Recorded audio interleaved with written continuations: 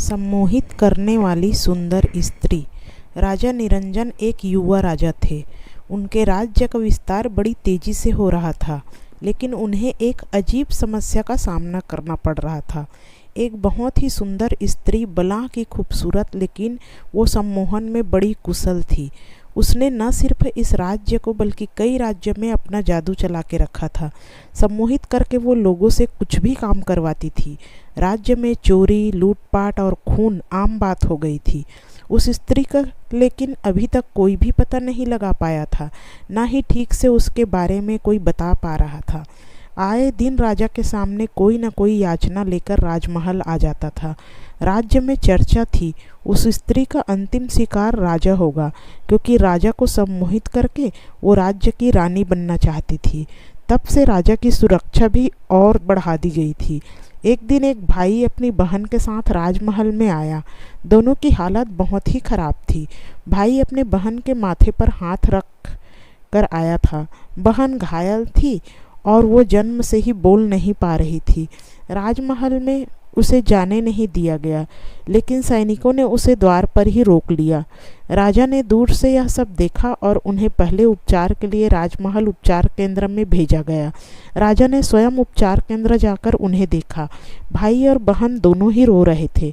रोता हुआ भाई बोला कि मैंने बड़ी मुश्किल से इसके विवाह के लिए स्वर्ण आभूषण बनवाए थे, लेकिन वो सम्मोहिनी हमें सम्मोहित करके सारे आभूषण लेकर चली गई।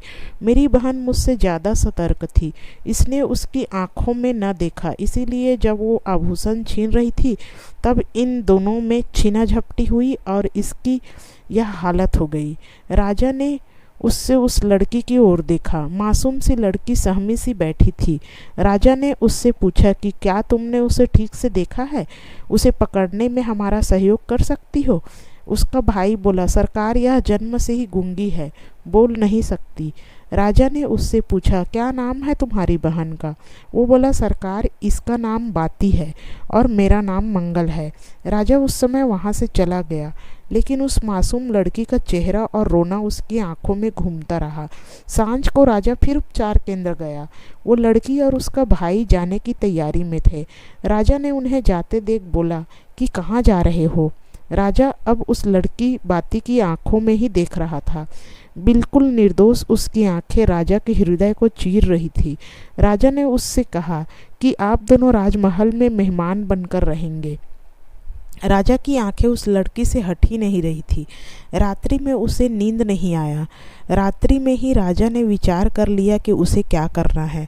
सुबह राजा शीघ्र ही उठकर उस बाती को देखना के लिए उसके कक्ष में गया। बाती ने राजा को देखकर पहले खुद को संभाला। राजा बाती के पास आया, कहा कि तुम मेरी रानी बनोगी? क्या है तुम में जो मुझे सोने नहीं दे रहा है? बाती की बड़ी बड़ी आंखें अब राजा की आंखों में देखने लगी।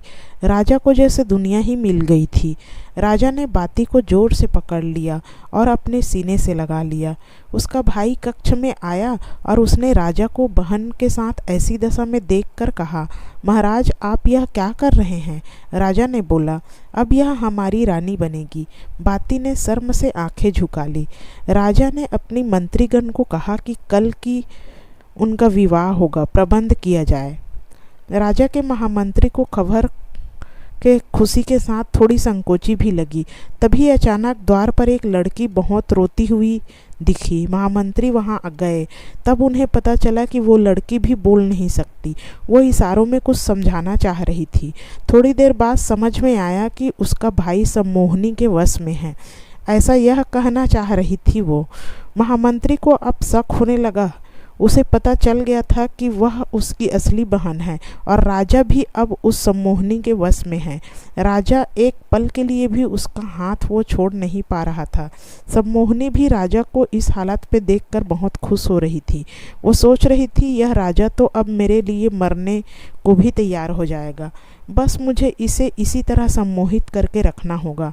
महामंत्री को लग गया कि राजा को अब इस स्त्री के चुंगल से छुड़ाना बहुत ज़रूरी होगा।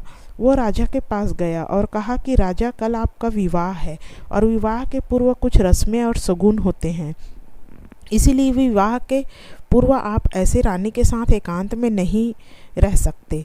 उस स्त्री ने महामंत्री की ओर देखा, लेकिन वो आंखें नीचे करके ही रहे। उन्हें पता था कि अगर एक बार उनकी आंखों में उसने देख लिया तो वो भी उसके वश में आ जाएंगे। राजा नहीं माना। फिर महामंत्री ने कहा कि यह सब मैं आगे आपके विवाह में सफल होने के लिए ही कर रहा हूँ, और फिर एक रात्रि की ही तो बात है, उसके बाद पूरा जीवन पड़ा है। राजा अब मान गया, जाने को तैयार हो गया। सम्मोहनी की व्यवस्था थी कि वो कुछ बोल नहीं सकती थी, इसीलिए कुछ बोल नहीं पाई और राजा वहाँ से चला गया। महामंत्री राजा को उसके कक्ष में ले गए। उन्हें पता था कि राजा को सच बताने से कोई भी फायदा नहीं है, क्योंकि राजा उनकी बात नहीं मानेगा। उन्हें किसी तरह से सम्मोहनी के मुंह से कुछ बुलवाना पड़ेगा। इसीलिए उन्होंने कहा कि राजा, अब से मंडप तक रानी आपको देख नहीं सकती, नहीं तो बड़ा अनर्थ होगा। इसीलिए मैंने निर्णय लिया कि हमें रानी की आंखों में काला कपड़ा बांधना होगा। राजा की हालत एक पागल से कम नहीं रह गई थी। उसने कहा, आपको जो सही लगता है करें, लेकिन कल मेरा विवाह कराएं और अधिक विलंब न करें।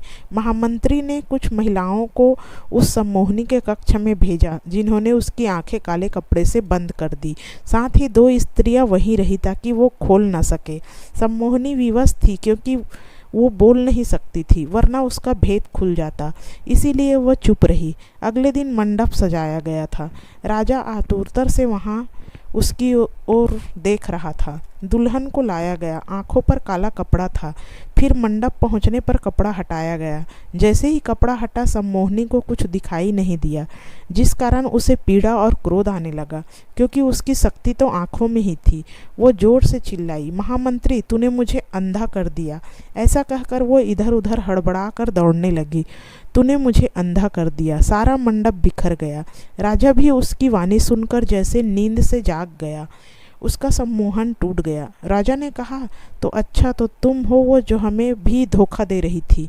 सम्मोहनी को फिर पहरेदारों ने पकड़ लिया और कारागृह में डाल दिया। राजा ने महामंत्री से पूछा कि आपने यह सब कैसे किया।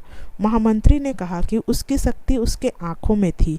मैंने कुछ समय के लिए उसे एक पदार्थ से अंधा कर दिया और उसकी असलियत सामने आ गई। राजा ने उन दोनों भाई बहनों को धन्यवाद करके वहां से विदा कर दिया और महामंत्री को भी उन्हें और राज्य को बचाने के लिए धन्यवाद दिया। दोस्तों, ये थी छोटी सी कहानी। अगर आपको अच्छी लगे तो प्लीज़ कृपया चैनल को सब्सक्राइब कीजिए, लाइक कीजिए, शेयर कीजिए। धन्यवाद।